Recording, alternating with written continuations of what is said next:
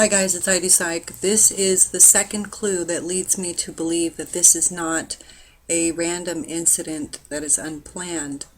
Um, Jessica Ghawi, rest in peace, theater shooting victim, escaped shooting last month. Remember that Toronto shooting? Um, Her parents have confirmed that she was one of the 12 people killed. 12 people now confirmed killed. The first clue that led me to believe that this is not an isolated, unannounced, unsuspected incident was the finding of the roll call by the FBI or Homeland Security, actually, where they said to expect or be aware of terrorist attacks that could happen in U.S. theaters. The parents of Jessica Ghawi have confirmed that their daughter actually was one of the people who narrowly escaped a similar catastrophe in a Toronto shopping mall in early June. According to her blog, friends, colleagues, and those who never met Ghawi in person confirmed her death and sent their emotional and condolences via Twitter early Friday morning. Now listen to this. Okay, so, all right, here's her post. Here's one of her last posts. Of course, we're seeing Dark Knight. Red-headed Texan Spitfire. People should never argue with me. Maybe I should get on those NHL talks. So there is the whole code word here, red-headed. As you know, the shooter painted his hair red.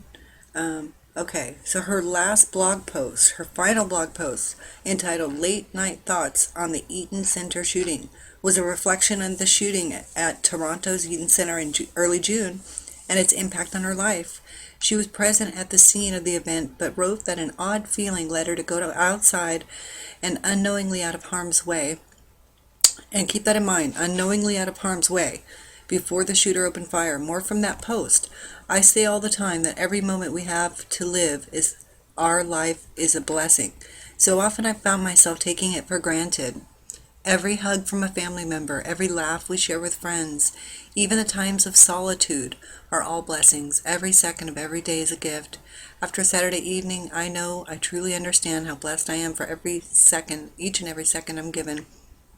I feel like I'm overreacting about what I experience, but I can't help but be thankful for whatever caused me to make the choices that I made on that day. My mind keeps replaying what I saw over in my head. I hope the victims make a full recovery.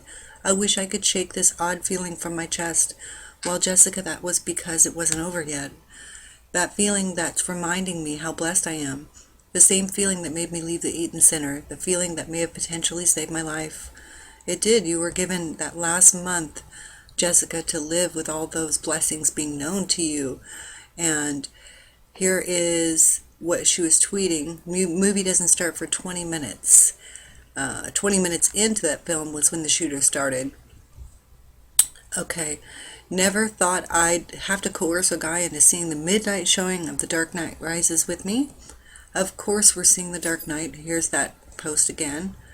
Okay, so the rest of the Twitter stream shows she was a bright and funny young woman with an interest in a wide variety of sports and journalist appreciation for grammar jokes. Okay, so here's what else I want to show you. Holy moly, did I just spell favorite with a U in it? Who am I? Okay, so here's that. Sorry, I'm pretty upset by this because I was watching this as well and just realizing that she was spared at that Toronto mall shooting. I mean, what are the odds of that? It just seems unfathomable to me that she could experience these two events. I mean, it's almost like that movie Final Destiny. I think that was the name of it. But remember when I said that odd feeling? So watch this really quickly. Watch live as the FBI broke the glass to investigate the apartment of James Holmes, the agent on the left holding his gun at the ready. Hours earlier, around midnight, the people who live below Holmes called police on him because of his loud music. The stereo, I'm guessing, was probably in the living room, so it was just blaring right down on top of where we were sleeping. Caitlin Fonzie went upstairs, pounded on Holmes's door to get the music turned down. The handle jiggled a little, and she was contemplating going into the apartment. I kicked it. did, and I was like banging on, like wailing on the door because I was mad. But something told her, don't do it. As the morning progressed, we found out that was a good thing. By climbing this fire ladder, Aurora police confirmed the apartment is booby-trapped, possible explosives or chemicals inside. You can imagine Caitlin's emotions when she found out. Fear, but also thankfulness that I didn't do that and that something told me, an instinct told me not to. Around 2 in the afternoon, the threat to us increased as the safety perimeter continued to grow. Mike, Okay, so that ominous feeling also hit this young lady. So I don't know what that means. If I were her, I would be very careful. I would, stay away from any of these types of events for a little bit of time. I'm not too much of a superstitious person. However, I think it's extremely odd, and there's more details that are coming out all the time.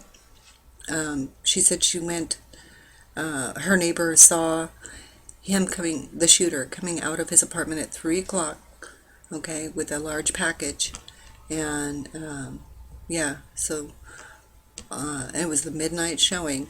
And then there was a reference to 20 minutes. And of course, 20 minutes was when he started shooting as well. Okay? So be careful out there, guys. Talk to you soon.